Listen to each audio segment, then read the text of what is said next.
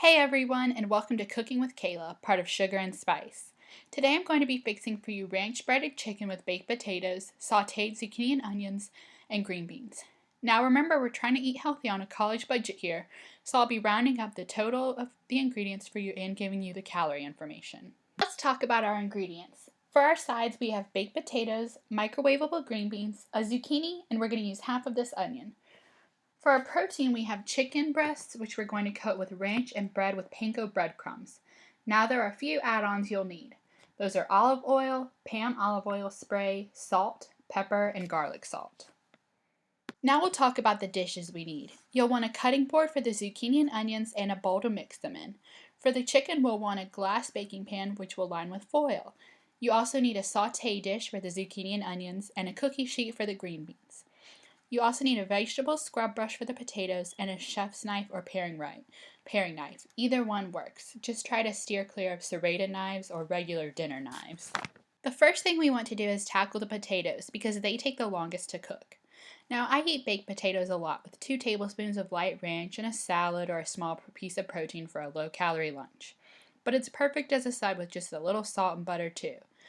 But since I've eaten so many potatoes, I've come up with a way to cook the perfect potato. First, of course, we're going to scrub the potato and cut off any imperfections. Then we'll stab the potato so it can vent. This prevents it from making that awful squeaky noise when it's cooking, because now you've made an air hole for the steam to come out of instead of trapping it all inside the potato. So we're going to microwave it for 3 minutes just to get it warmed up. Once it's out of the microwave, we'll do something I learned from Mr. Alton Brown, and this is what really took my potatoes up a notch. We'll sprinkle a little salt in a bowl of olive oil and dip the potato in this. Now wrap it in foil and it's ready to go in the oven for 1 hour at 400 degrees. This potato will come out perfectly, I promise. And I know that sounds like a long time, but with everything else we're making, the timing will work out great. Now it's time to focus on the entree, and I'm going to talk a little bit about chicken safety. As you can see, I always leave the chicken in its grocery bag when it's in the refrigerator. That's a tip my future mother-in-law taught me, just in case any of the juices leak out. And of course, we want to be sure to wash our hands before we touch something other than the chicken after we've touched the container and dispose of the chicken container as soon as we can. I've set up a glass baking pan with foil to cook the chicken in. You can spray a little pan to keep the chicken from sticking to the foil. Now we'll coat the chicken in ranch and then in the breadcrumbs, and it's ready to go in the oven at 400 degrees for 40 minutes. I know you're worried about it drying out with that long cook time, but fortunately the ranch keeps it from being dry. I've already got most of my veggies cut up, but I'll show you how I did it.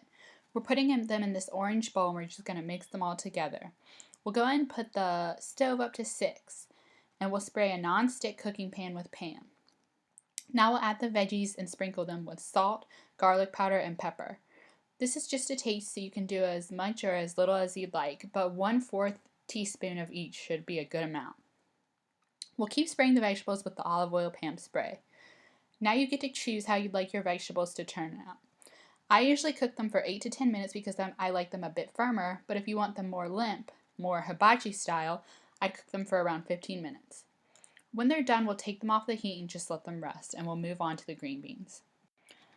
Okay, I know this is going to seem like a cheat, but remember we're on a college budget here and we're on a college schedule. We don't have time to shell and boil green beans. Microwavable green beans take so much less time, and I'll show you how to make them fancy. After you've microwaved the green beans for about a minute less than is recommended, take them out and cut open the bag. Prepare a foil-lined cookie sheet and spray it with olive oil Pam. See how handy that's turning out to be? Place the green beans on the pan and drizzle them with olive oil. Next, add some garlic salt or regular salt. It's your preference. Roll up the green beans and shake them to make sure they're evenly coated. Stick them in the oven until everything else is ready. When they come out, they'll be pretty close to restaurant quality. Okay, it's been an hour and now we're ready for a healthy and budget-friendly meal. Check out the final product. All in all, this meal cost me $14 to feed myself and my fiance, so $7 per person. The calorie count for this meal is 708. Not bad. Cheaper and healthier than most fast food places. Thanks for watching and we'll see you next time.